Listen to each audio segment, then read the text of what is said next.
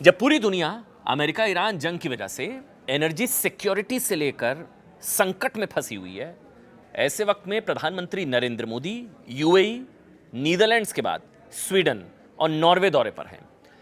UAE की तरह Sweden पहुंचते ही वहां के फाइटर जेट्स ने प्रधानमंत्री को एस्कॉर्ट किया। ये वो तस्वीरें जब प्रधानमंत्री नरेंद्र मोदी जब वहां पर पहुंचे तो वहां के फाइटर जेट्स ने प्रधानमंत्री को एयर एस्कॉर्ट दिया और स्वीडन ने प्रधानमंत्री को अपने सर्वोच्च नागरिक सम्मान से नवाजा। भारत के प्रधानमंत्री नरेंद्र मोदी को स्वीडन ने अपने सर्वोच्च नागरिक सम्मान से भी नवाजा। मोदी नॉर्वे पहुंच चुके हैं, फिर इटली और इसके अलावा तमाम देशों का दौरा प्रधानमंत्री का रहने वाला है। अबू धाबी से लेकर एम्स्टर्डम और वहां से स्वीडन, नॉर्वे और इटली तक मोदी का यह दौरा सिर्फ एक विदेश यात्रा नहीं है। इसको ऐसे समझिए, उस नए भारत की कूटनीतिक कहानी है जो अब सिर्फ अपने लिए नहीं सोचता, बल्कि वसुधैव कुटुंबकम की भावना का ख्याल रखते हुए भारत विश्व कल्याण के लिए अब काम करता है। मैं इसको एक उदाहरण के जरिए आपको समझाऊंगा, बहुत ध्यान से समझिएगा। देखिए, 2 दिन पहले अमेरिकी राष्ट्रपति डोनाल्ड ट्रंप जब चीन के दौरे पर थे, ट्रंप जिनपिंग से हाथ मिला रहे थे। उसी वक्त प्रधानमंत्री नरेंद्र मोदी अबू धाबी से विश्व को शांति का संदेश दे रहे थे। टाइमिंग देखिए आप, यानी जब दुनिया के बड़े बड़े नेता वैश्विक संकट से दूरी बना रहे हैं, तब नरेंद्र मोदी संकट के बीच वॉर जोन में जाकर दुनिया को शांति की राह दिखा रहे हैं और बता रहे हैं कि युद्ध, ऊर्जा संकट और ग्लोबल इकोनॉमी में बेचैनी से परेशान दिख रही दुनिया को संकट से उबारने का मंत्र जो है वो भारत के पास है। अब देखिए, दिलचस्प बात यह है कि जिस वक्त प्रधानमंत्री नरेंद्र मोदी अबू धाबी से दुनिया को शांति और स्थिरता का संदेश दे रहे थे, प्रधानमंत्री नरेंद्र मोदी अबू धाबी, उसी वक्त टाइमिंग एक और देखिए, दिल्ली में रूस के विदेश मंत्री सरगेई भारत की तारीफ कर रहे थे। दुनिया में रूस का रसूख क्या है ये बताने की जरूरत नहीं है, सब जानते हैं। लेकिन खुद रूस के विदेश मंत्री सरगेई लावरोव ने भारत की तारीफ में जो कुछ कहा वो पूरी दुनिया के लिए चौंकाने वाला था। उन्होंने कहा कि भारत जैसी क्षमता दूसरे किसी भी देश के पास नहीं है, किसी भी देश के पास पूरी दुनिया में भारत जैसी क्षमता। मोदी का यूएई दौरा न सिर्फ भारत की एनर्जी सिक्योरिटी के लिए बहुत अहम था। कुछ लोग सवाल उठा रहे थे ना कि यहां पर तेल बचाने की मुहिम करके मोदी जी खुद निकल लिए, लेकिन प्रधानमंत्री नरेंद्र मोदी के इस विदेश दौरे ने कैसे भारत की एनर्जी सिक्योरिटी को मजबूत किया है, उसे सुनिए। मोदी का यूएई दौरा न सिर्फ भारत की एनर्जी सिक्योरिटी के लिए अहम था, बल्कि वॉर जोन के मुहाने पर खड़े होकर दुनिया को मैसेज देने के लिए भी बहुत जरूरी था। अब यूएई आप समझ कर देखिए, यूएई ऐसा देश है जो बीते 40 दिनों में अमेरिका ईरान युद्ध के दौरान ईरान का सीधा निशाना बन रहा है और अब भी यूएई पर हमले हो रहे हैं लगातार। अभी 17 मई को यूएई के इकलौते न्यूक्लियर प्लांट पर भी ड्रोन अटैक हुआ। अमेरिका ईरान का युद्ध भी और ईरान के हमले कौन झेल रहा है? यूएई।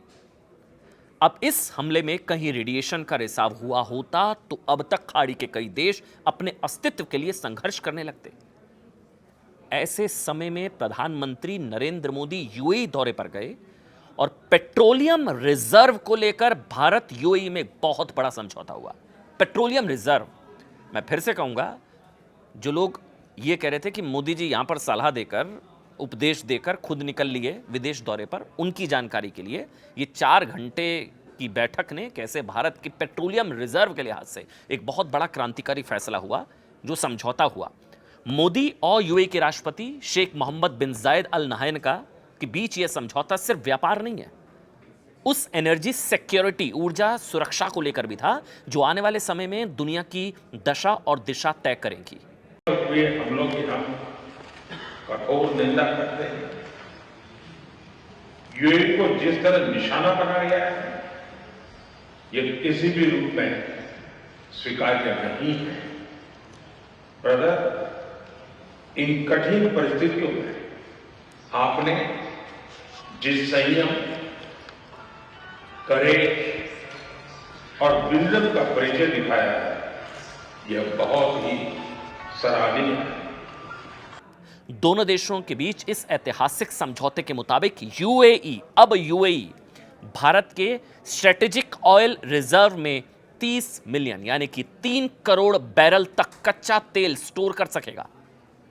ये सिर्फ तेल स्टोर करने का मामला नहीं है, बल्कि ये भरोसे का मामला है। मतलब समझिए, मतलब ये कि दुनिया के सबसे संवेदनशील दौर में यूएई भारत को अपना सबसे भरोसेमंद पार्टनर ना सिर्फ मान रहा है, बल्कि भारत की ऊर्जा जरूरतों के लिहाज से भी महत्वपूर्ण है। कुल मिलाकर जब पूरी दुनिया ऊर्जा संकट के डर से अभी उभर भी नहीं पाई है, तब भारत भविष्य की तैयारी कर रहा है। इसके बाद प्रधानमंत्री नरेंद्र मोदी नीदरलैंड्स पहुंचे। नीदरलैंड्स में भी भारत ने 17 अहम समझौते किए। 17 अहम समझौते। मतलब कुछ लोग कह रहे हैं कि प्रधानमंत्री नरेंद्र मोदी कोई घूमने या पर्यटन के लिए नहीं गए हैं। वो इंडिया फर्स्ट या नेशन फर्स्ट के तहत उन्होंने नीदरलैंड में भी 17 समझौते किए हैं। इनमें सबसे बड़ा समझौता सेमीकंडक्टर चिप से जुड़ा हुआ है। भारत में सेमीकंडक्टर निर्माण को नई गति देने की दिशा में बड़ा कदम उठाते हुए इच कंपनी ASML और टाटा इलेक्ट्रॉनिक्स के बीच एक महत्वपूर्ण समझौते पर हस्ताक्षर हुए हैं। साहब, मोदी की इस यात्रा को औपचारिकता से कहीं ज्यादा ग्लोबल क्राइसिस मैनेजमेंट का मॉडल माना जा रहा है। आज 300 से अधिक डच कंपनीज इंडिया स्टोरी का हिस्सा है। आपके विजन और भारत पर कॉन्फिडेंस के कारण ही नीदरलैंड यूरोप से भारत का लार्जेस्ट इन्वेस्टर और सेकंड लार्जेस्ट ट्रेडिंग पार्टनर बना है। हम आप सभी को भी भारत में डिजाइन एंड इनोवेट करने के लिए आमंत्रित करते हैं और इसके लिए आज से बेहतर समय कोई नहीं हो सकता। मोदी दुनिया को मैसेज दे रहे हैं कि युद्ध के बीच भी संवाद हो सकता है, संकट के बीच भी समझदारी और साझेदारी, समझदारी से साझेदारी हो सकती है, और इनकंसिस्टेंसी, अस्थिरता के बीच भी भविष्य की योजना बनाई जा सकती है। प्रधानमंत्री का नीदरलैंड्स दौरा इसलिए भी महत्वपूर्ण है क्योंकि नीदरलैंड्स यूरोप का बड़ा आर्थिक और तकनीकी केंद्र है। ऐसे में प्रधानमंत्री नरेंद्र मोदी का वहां जाना यूरोप के साथ भारत की नई रणनीतिक साझेदारी और समझदारी वाली साझेदारी का संकेत भी माना जा रहा है। अब मोदी, आप जानते हैं, स्वीडन, इसके बाद नॉर्वे, इटली, अब पूरी दुनिया की निगाहें इस वक्त प्रधानमंत्री के दौरे पर टिकी है, क्योंकि इस पूरे दौरे का एकमात्र संदेश ही है कि आज अगर दुनिया को जोड़ने की ताकत किसी के पास है तो वो भारत है। नीदरलैंड्स के बाद प्रधानमंत्री नरेंद्र मोदी स्वीडन पहुंचे। वहां मोदी की वजह से एक और, मतलब आप कह सकते हैं, एक और उपलब्धि हासिल हुई। स्वीडन ने मोदी को सर्वोच्च नागरिक सम्मान, अपने देश के सर्वोच्च नागरिक सम्मान उनको दिया। कुछ समय पहले मुझे स्वीडन के royal order of the polar star के सर्वोच्च सम्मान से सम्मानित किया गया। ये सिर्फ मेरा सम्मान नहीं है, यह 140 करोड़ भारतवासियों का सम्मान है। यह स्वीडन के हमारे उन सभी साथियों का भी सम्मान है जिन्होंने भारत स्वीडन संबंधों को समृद्ध किया, एक मजबूत आधार दिया। ये मोदी को मिलने वाला 31वां अंतर्राष्ट्रीय सर्वोच्च नागरिक सम्मान था उनके देश का, 31वां। यानी कि साहब, मोदी के जरिए भारत की, मतलब मोदी, भारत के किसी नेता को दुनिया में सबसे ज्यादा सर्वोच्च नागरिक सम्मान मिल चुका है मोदी के तौर पर। भारत के प्रधानमंत्री को विदेशी सम्मान हासिल करने वाली लिस्ट में पुतिन दूसरे नंबर पर, पहले नंबर पर आपके प्रधानमंत्री नरेंद्र मोदी, दूसरे नंबर पर पुतिन। उन्हें 25 राजकीय और नागरिक सम्मान से नवाजा गया। इसके बाद भी शी जिनपिंग हैं। अब तक उन्हें 18 सर्वोच्च या राजकीय सम्मानों से सम्मानित किया जा चुका है। चौथे नंबर पर ट्रंप, पहले नंबर पर मोदी। उन्हें अब तक 11 अंतर्राष्ट्रीय और राजकीय सम्मान मिल चुके हैं। मोदी के स्वीडन दौरे पर दोनों देशों में ग्रीन ट्रांजिशन, रक्षा से जुड़ी नई तकनीक और लोगों के बीच संबंध मजबूत करने पर मिलकर काम करने को लेकर कई समझौते। इसके बाद प्रधानमंत्री नरेंद्र मोदी नॉर्वे पहुंचे। मोदी का यह दौरा इसलिए भी बेहद खास माना जा रहा है क्योंकि 43 वर्षों में पहली बार कोई प्रधानमंत्री नॉर्वे की यात्रा पर जा रहा है। 43 वर्षों में पहली बार।